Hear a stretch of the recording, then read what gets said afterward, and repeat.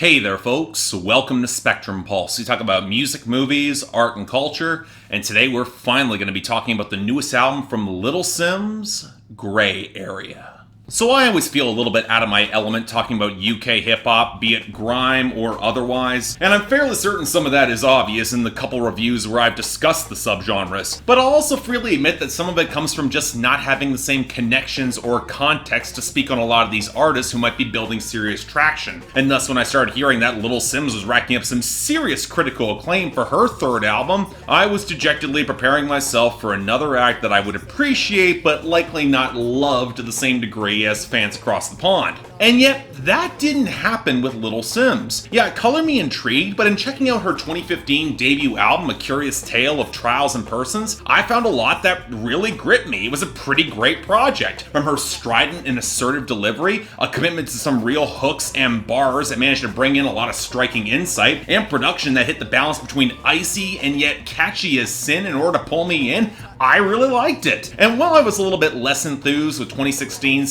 Stillness and Wonderland, despite a fantastic stretch of great songs midway through, it does kind of meander a little bit more than it should, and not all the experimentation connects. But hearing that Gray Area was her most focused and hard-hitting project to date, and seeing a lot of real acclaim both from hip-hop heads on the UK and stateside alike, it really made me want to find some time to check this out. So yeah, I know I'm late to the punch, but what did we get with it? So here's the frustrating thing.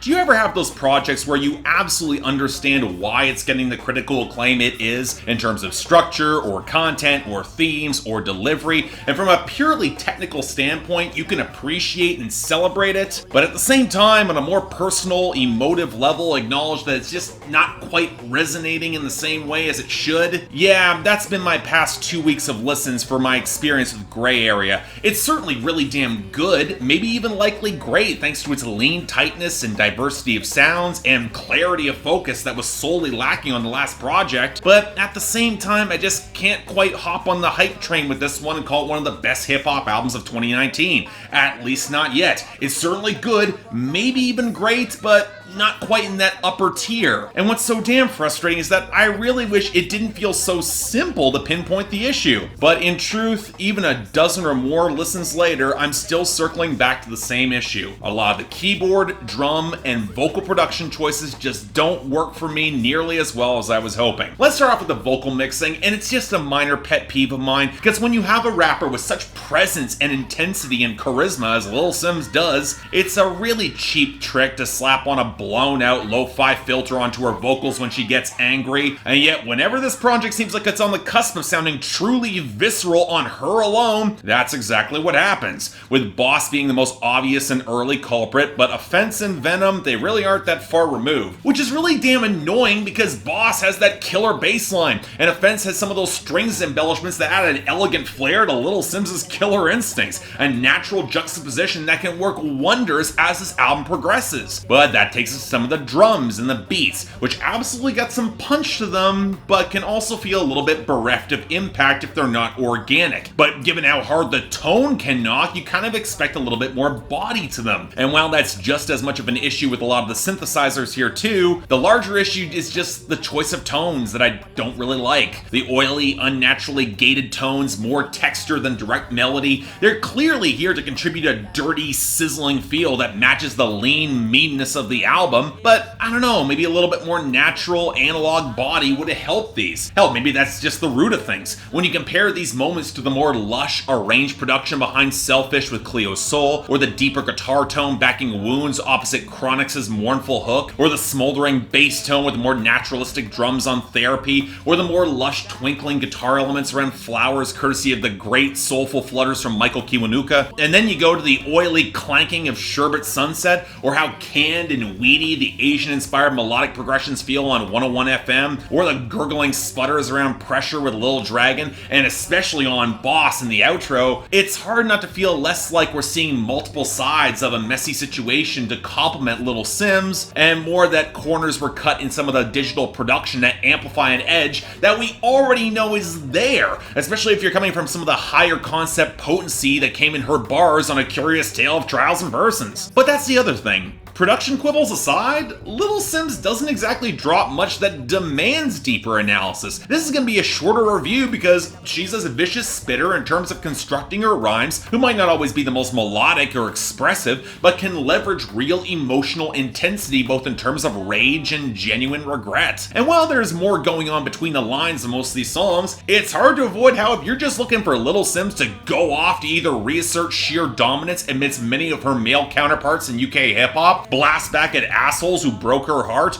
or do a deep dive into her messy, conflicted emotions that she's trying to suppress, this album, it absolutely delivers. She's the best part of this. Now, I'll freely admit I did find myself gravitating to the songs that bring in a little bit more complexity. Selfish is a fine example of this, delving into the flip relationship dynamics where her success is handily eclipsing that of her partner, and she's asking he rise to her level and not the other way around. And Wounds not only delves into the systemic issues that drive young black men into the streets, into the criminal justice system, but also the women who make the choice to stand next to them. But all across the album, she's got some great lines, like on Offence. It's been quoted by a lot of people, but Jay-Z on the bad days, Shakespeare on the worst days, that's a loaded one on Indeed. I liked it. And yet, it's some of that flair I feel might have been sacrificed to exist in this curdled, morally ambiguous gray zone tone that seemed to be hemming in Little Simz on all fronts, which she questions on Venom, denies vehemently on Therapy, but seems so wearily acknowledge on Flowers, especially as she notes how she could be a little bit too ready to take the blame and fall hard for these guys, a depressing tendency even to acknowledge as her success grows and grows. Hell, as revealed across Pressure and especially Sherbet Sunset, he was the one who cheated and left her behind despite her success. And the mingled sense of guilt and righteous fury in the face of it, it's tough to untangle. But it does lend the album a good sense of lonely tragedy in its ending that really did connect for me, especially with Flowers leaving her emotionally at her lowest, but with the world throwing accolades at her feet for the success that she has rightly earned. It's a Pyrrhic ending, but absolutely a good one. It fits. And that's the thing.